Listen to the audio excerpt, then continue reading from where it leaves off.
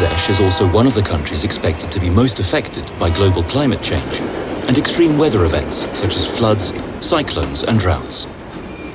People move to Dhaka, the capital, at a higher pace than anywhere else in southern Asia. Most of them settle in the enormous, overcrowded slum areas where basic infrastructure like clean water, toilets, electricity, and sanitation systems are lacking. Yet every day, new people move in, and the reason is the prospect of employment, particularly in Bangladesh's booming textile industry. Nearly 4 million people work in the textile factories. Let's meet one of them.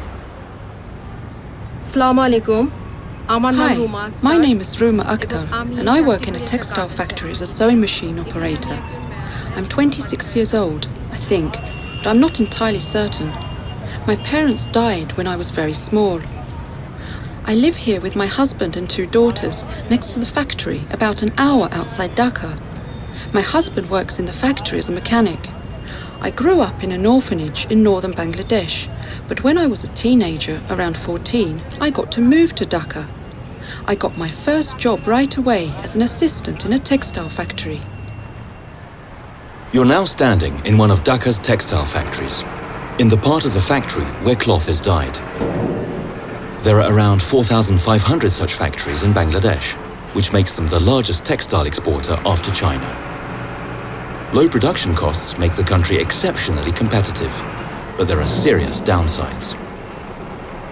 Low salaries and bad working conditions are 2 of them, but the industry is also very harmful to the environment. To wash, color, and sew a kilo of cloth requires over 200 liters of fresh water.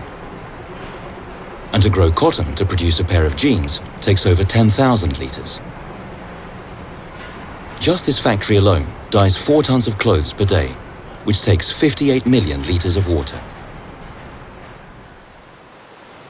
In low-income nations with poor infrastructure, most runoff and drainage water still goes untreated into nature.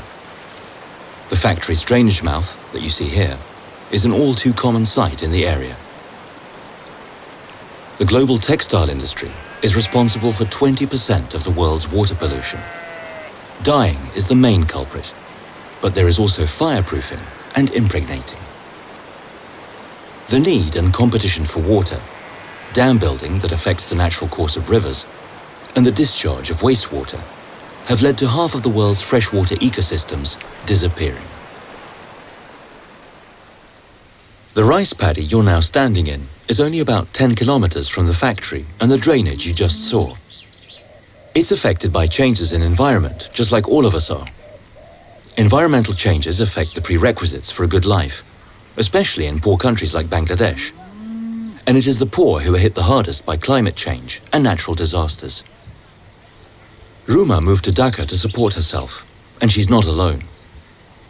It's become more difficult to live according to tradition, grow rice, and live off the land. Without clean, fresh water, neither people nor animals can survive. And of course, without clean water, people can't grow safe crops either. That's why it's so important to economize with what water there is and make sure it's treated and purified. This is where we sew the clothes. I work here. Our working week is 6 days long and we work 8 hours a day. Bangladesh is a Muslim country, so we're free on Fridays. But the factory can't afford to be idle and is open day and night. In the evenings and at night, we weave and dye cloth, so many of us work in shifts. I'm very proud of my job here. This is one of the best factories in the country and I have real opportunities for advancement. Having a regular job and earning money gives me the means to help support my family and give my children the childhood I never had. But I've been lucky. At many other factories, the working conditions are not the same. Agricultural and industrial production is responsible for the greatest use of water in the world, while simultaneously levels of groundwater are sinking in many countries. This affects the possibility of sustainable development. As a Swede, you use around 4,000 liters of water per day if you include the water used to produce your clothing and the food you eat. In Bangladesh, people use about half of that. According to the UN, the minimum requirement for a person is 50 liters per day, but over 1 billion people do not have even that.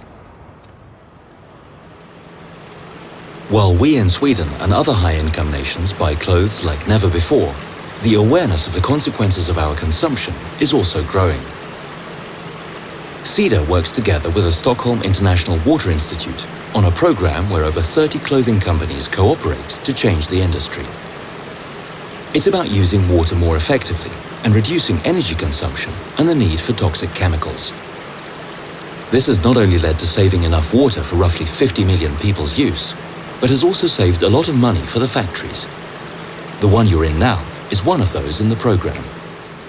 At the factory, we learn the importance of clean water and that you must economize with it and also not drain away the dirty water into the environment.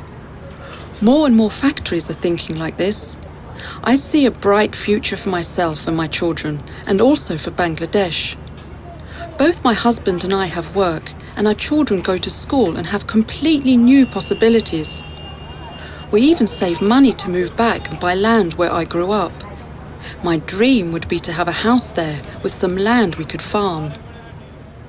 Environmental challenges do not have national borders. We in Sweden, just like Ruma and everyone else on Earth, all need to work to create a better future where no one is left out. Knowledge is the first step. Conscious choices can be the next. The nations of the world have adopted the 17 global goals for sustainable development to be completed by the year 2030. Among them is the end of extreme poverty and the fight against climate change. Everyone should also have access to safe drinking water. Through the taxes you pay and the active choices you make every day, you are a big part of a step towards a better world.